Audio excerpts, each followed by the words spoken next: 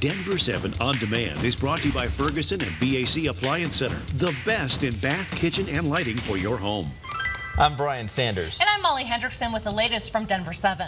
If you live or plan to spend time in downtown Denver Thursday night, you might hear gunshots. Denver police will test its shot spotter system. It uses sensors to pinpoint where gunshots are fired and then alerts police. The goal is a faster response time, and the city is expanding that system into downtown Denver. So tonight they'll calibrate the equipment and then test it. That testing will be done between 6 and 11 p.m. DPD says it needs to test the system at night when most shots are fired. It has now been 6 months since the R line in Aurora derailed, and Thursday is the deadline for RTD to give the state its plan on how it'll prevent this from happening again. A woman on the train was thrown out during the derailment. Her foot was severed. RTD blamed the accident on the train operator who was going too fast for the curve near Sable and Exposition. But the Colorado Public Utilities Commission says other factors were at play, including bad weather and lapses in training.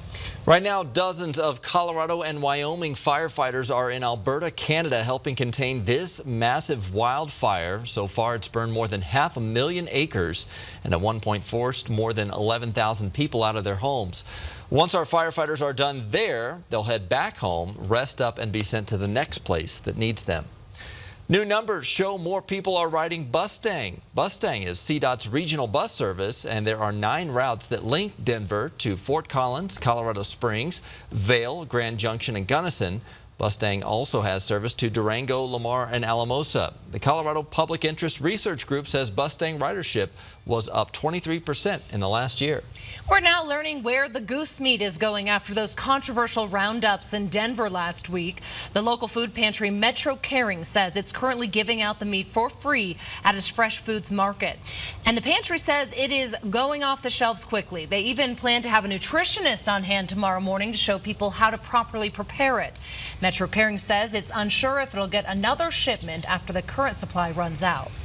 As home prices increase in our Colorado, many people struggle to find affordable housing. Well, now there's a new option opening today. People are already moving in at Arroyo Village on Knox Court in Denver. The complex hopes to cover 3 needs in our community. It has 95 units for families, 35 units for homeless transitioning to permanent housing, and 60 shelter beds for homeless women and transgendered people.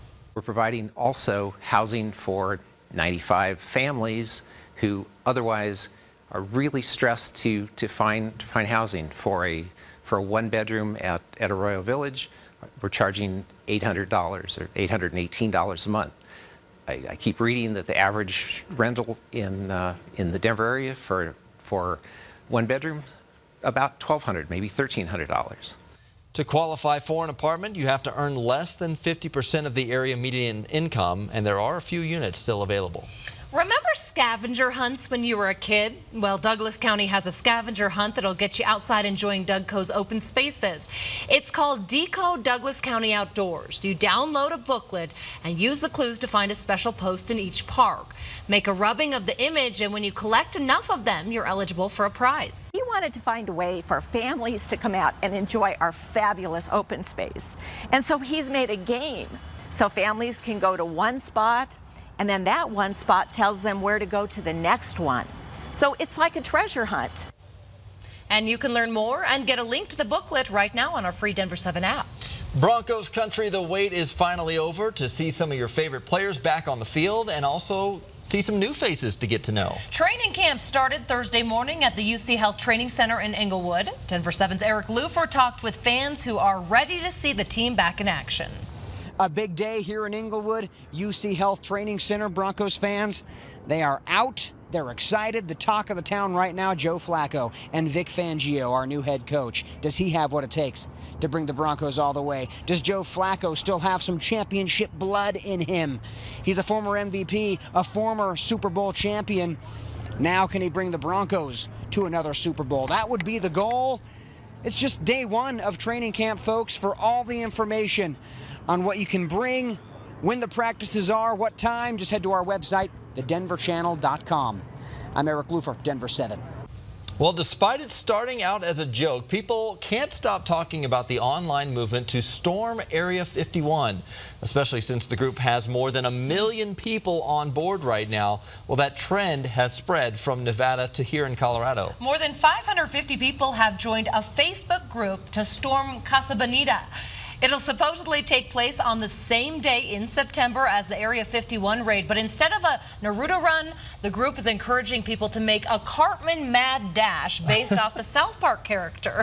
Casa Bonita says they are aware of the Facebook group, but didn't say if they're actually worried about late night visitors. Although a splash in their pool sounds pretty good on a day like today. Yeah, I'm glad that we got Brian there before the big rush, right, to check it out. If you are heading out to Dove Valley today for Broncos training camp, it's going to be really hot out there. 70s in the morning, 90s by noon, and then highs near, well, about 100 by at that point. Hopefully you're out of there and you're out of the pool. Mostly sunny skies today, so wear your orange or blue and a lot of sunscreen. You're going to want to reapply today because that UV index is really high. We're under a blue sky, gorgeous, mostly sunny skies to start the day. Unfortunately, with the warm, dry, and potentially windy weather that we're going to see in the mountains, we do have a fire weather warning going into effect at midday today. It covers the northern Front Range Mountains. You can see there from Larimer County down in through Boulder and parts of Jefferson County as well. So fire danger high today, those winds kicking up a bit more later on. Now we'll be again 60s early on, and then by about 10:30 already in the mid 80s. That's going to push us to right around 100 degrees between 4 and 5 o'clock, and it's going to stay really toasty through early evening. Even at 11:30, we're still looking at some upper 70s to low 80s with clear skies tonight. Now 7 o'clock tomorrow, it's nice here in Colorado. At least things do cool down overnight. We'll be in the 60s and 70s again early on. Friday, late day though, another day where we're going to be flirting with that triple-digit mark. So if we hit that 100 today, it's going to be a new record high. Today's record high, 99, set back in the late 90s. Now on Friday, the record high is 101, so we'll get pretty close to that number as well. Tomorrow, it is going to be a hot one. We're looking at some pretty mild conditions though if you're heading up to Boulder for Tube to Work Day early tomorrow morning. 8 o'clock, 60s and sunshine. It'll be a little warmer if you're getting in that cold water by 9. We should see some upper 70s to low 80s. Now, this weekend, there will be a better chance for a few thunderstorms. It does get cooler. We're tracking a cold front, so it will bring our temperatures down into the 90s on Saturday. A better chance for some thunderstorms, although the good news is our risk of any severe weather is pretty low. When you see this lighter green color that covers a good portion of the state, that's just general thunderstorms, some rain, lightning, thunder. But if you do have plans to go hiking this weekend, keep that in mind that we could see lightning by midday. It's quite a bit cooler, you guys, by Sunday. Here on the Super 7 Day, we're going to see a nice long string of 80s into the middle of next week. So a break from the triple-digit heat. Yeah, that will feel nice. Yes. Thank you, Lisa. And thank you for watching this Denver 7 Now update. Make sure you check back here later today for another update and download the free Denver 7 app for breaking news and alerts. Have a great day.